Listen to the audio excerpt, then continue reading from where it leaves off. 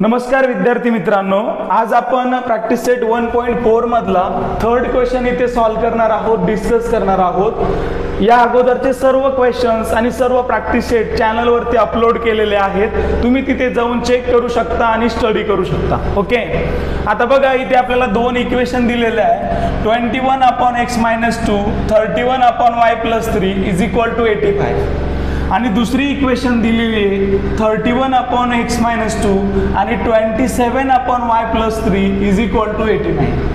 आता या दोन्ही इक्वेशन मध्ये एक गोष्ट जर तुम्ही नीट ऑब्झर्व केली तर तुमच्या लक्षात येईल x-2 x-2 हे दोन्ही पण इक्वेशन मध्ये आहे।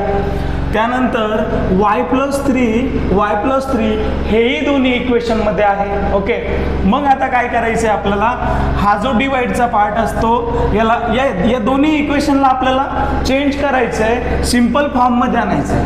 मग त्याच्यासाठी आपल्याला काय करायचं आहे, हा जो कॉमन पार्ट असतो दोन्हीकडे पण त्याला आपल्याला कन्सिडर करावं लागतं। आता आपण काय केलं, मग प्रत्येक नंबर सोबत 27च्या मल्टिप्लाय मध्ये काही नाही म्हणजे आपण 1 लिहू शकतो। त्यानंतर 31च्या मल्टिप्लाय मध्ये काही नाही म्हणजे आपण 1 लिहू शकतो। त्याच्यानंतर 31च्या मल्टिप्लाय मध्ये काही नाही म्हणून 1 लिहिलं। त्यानंतर 27च्या मल्टिप्लाय मध्ये काही नाही म्हणजे आपण 1 लिहू शकतो। ओके, हे कशासाठी लिहिलंय हे कळेल तुम्हाला पुढे। आता बघा आपल्याला काय करायचंय, आपल्याला 1/x-2 = m कन्सिडर करायचंय, म्हणून आपण मल्टिप्लायला 1 लिहित गेलो। ओके, अँड आपल्याला y+3 आपल्याला n कन्सिडर करायचं आहे। ओके, या गोष्टीमुळे आपल्याला या इक्वेशन सॉल्व करणं सिंपल होणार आहे। मग बघा पुढे आलो आपण, हे 27 आहे आणि याच्यासोबत 1/x-2 याच्या जागी आपण m लिहितोय, प्लस हे 31 आहे, 1/y+3 च्या जागी आपण काय लिहितोय, n लिहितोय, 31 n। ओके, = 85। बनली इक्वेशन सिंपल, खूप सिंपल बनली इक्वेशन। पुढे बघा आता इथे तेच करायचं आपल्याला, हे जे 31 आहे 1/x-2 च्या जागी आपण m लिहिणार आहे, 31 1/x-2 च्या जागी m आपण लिहितोय, मध्ये प्लस 27 1/y+3 च्या जागी आपण n लिहिणार आहोत, तिथं 27 लिहून घ्यायचे, 27 लिहून घ्यायचे, 1/y+3 च्या जागी आपल्याला n लिहायचे, = काय आहे 89। दिस is our equation second.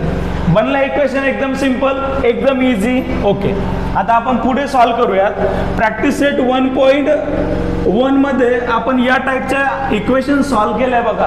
Last दोन इक्वेशन जे आहे, लास्ट दोन एक्झाम्पल जे आहे 1.1 मधले ते या टाईपचे कसे, तर इक्वेशन फर्स्ट आणि सेकंड मध्ये एक रिलेशन आहे, असं रिलेशन की m सोबत असणारा नंबर इकडे दुसऱ्या इक्वेशन मध्ये n सोबत आहे आणि इकडे n सोबत असणारा नंबर दुसऱ्या इक्वेशन मध्ये m सोबत आहे, हे रिलेशन।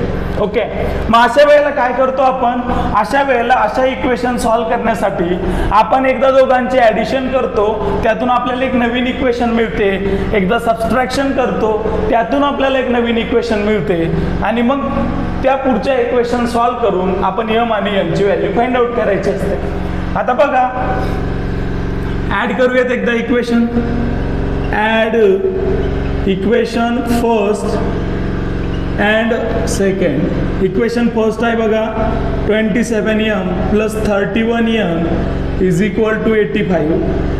त्यानंतर 31m + 27n = 89।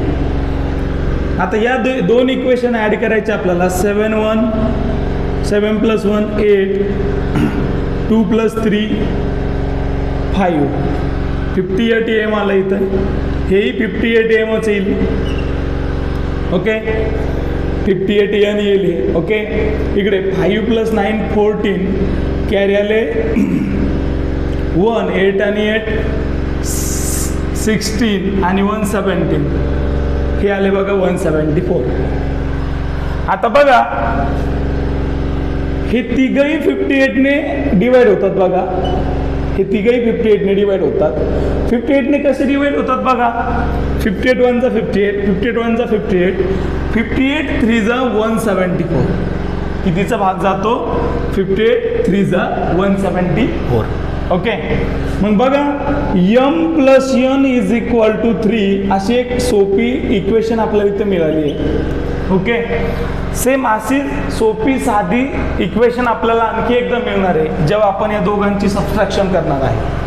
आता यांची सबट्रॅक्शन करताना, वजाबाकी करताना जी इक्वेशन मोठी आहे तिच्यातून छोटी इक्वेशन सबट्रॅक्ट करायची. इथे जर तुम्ही बघितली तर हिची व्हॅल्यू मोठी आहे, म्हणजे ही इक्वेशन मोठी आहे. हिच्यातून जी छोटी इक्वेशन आहे फर्स्ट वाली ती रिमूव्ह करायची, म्हणजे आपल्याला सेकंड मधून फर्स्ट इक्वेशन रिमूव्ह करावं लागेल. ओके. मग remove equation first from second. आता इक्वेशन सेकंड काय बघा. 31m plus 27n is equal to 89. आणि याच्यातून आपल्याला रिमूव्ह काय करायचं आहे. 27m plus 31n is equal to 85. आता या दोन इक्वेशनला कसं सॉल्व करायचं. या इक्वेशनमधून ही इक्वेशन आपल्याला रिमूव्ह करायची आहे.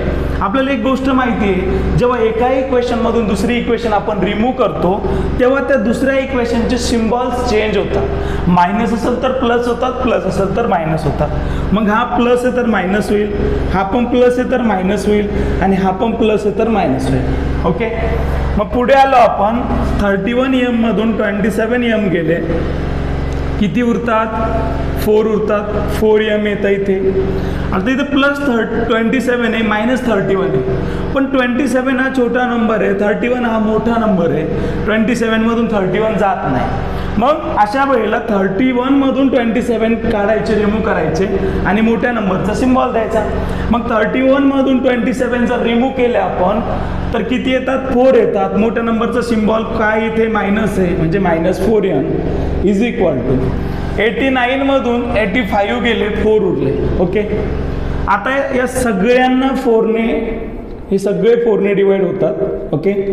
मग 4ने डिवाइड करून घ्यायचे. 4 1 जा 4, 4 1 जा 4, 4 1 जा 4. मग बघा नवीन एक इक्वेशन आणखी आपल्याला भेटली. इक्वेशन बघा ही थर्ड आहे, कारण फर्स्ट आणि सेकंड ऑलरेडी आपण घेतलेलं आहे. ही जी नवीन मिळाली होती ही थर्ड आहे, आणि आता जी आपल्याला मिळते ती फोर्थ आहे. बघा m minus n is equal to 1 ही इक्वेशन भेटली आपल्याला फोर्थ. ओके. आता बघा दोन सिंपल असे इक्वेशन आपल्याला भेटले आहे. त्या दोन इक्वेशन आपण सॉल्व करायचे आणि m आणि n ची व्हॅल्यू फाइंड आउट करायची. आता इथे थर्ड आणि फोर्थ मध्ये जर तुम्ही बघितलं तिथे प्लस n आहे, इथे मायनस n आहे. या दोघांची ॲडिशन केली ती n कॅन्सल होईल. मग बघा मग आपल्याला m ची व्हॅल्यू भेटेल. बघा ती कशी. Add equation third and fourth. मग इक्वेशन थर्ड काय बघा. m plus n is equal to 3 आणि फोर्थ आहे आपली m minus n is equal to 1. Okay. आता यांची ॲडिशन करायची आपल्याला. Plus m plus 1m plus 1m 2m झालं. हे plus n minus n cancel 0 झालं, आणि 3 प्लस 1 4 झाले. आता हे 2 इकडे मल्टिप्लायमध्ये, तिकडे गेल्यावर डिवाइडमध्ये. 2m is equal to 4 divide by sorry हे 2 इकडे मल्टिप्लायमध्ये, तिकडे गेल्यावर डिवाइडला जातील, म्हणजे इकडे काय उरेल? फक्त m उरेल. ओके. इकडे काय आहे? 4, आणि हे मल्टिप्लायचे 2 इकडे आल्यावर इकडे डिवाइडला आले. 2 1 जा 2, 2 2 जा 4, म्हणजे m ची जी व्हॅल्यू भेटली आपल्याला इथे ती किती भेटली? 2 भेटली. ओके. आता ही जी m ची जी मिळालेली व्हॅल्यू आहे ती कोणत्याही इक्वेशनमध्ये ठेवा तुम्ही. फोर्थमध्ये ठेवा किंवा थर्डमध्ये ठेवा. Put m is equal to 2 in equation third मध्ये ठेवूयात. मग इक्वेशन थर्ड काय आपल्याकडे? m plus n is equal to 3. आता m ची व्हॅल्यू काय बाळांना आपल्याकडे? m च्या जागी काय ठेवायचे? 2. मग 2 plus n is equal to 3. Okay. आता प्लस 2 आहे, तिकडे गेल्यावर -2 होते. मग n इज इक्वल टू किती येईल? हे 3, आणि हे प्लस 2 इकडे आल्यावर -2. मग n इज इक्वल टू आले 1. अशा दोन व्हॅल्यू भेटल्या आपल्याला बघा, एमची भेटली 2 आणि एनची भेटली 1. आता बघा एम इज इक्वल टू काय आलंय 2 आलंय and N is equal to काय आलंय 1 आलंय. पण ॲक्च्युली एमची जे ओरिजिनल व्हॅल्यू आहे ती काय आहे 1/x-2 आणि एनच्या जागी आपण काय ठेवलेलं आहे 1/y+3. याच्या ओरिजिनल व्हॅल्यू आहे त्या ठेवून घ्यायच्या कशाच्या एमच्या.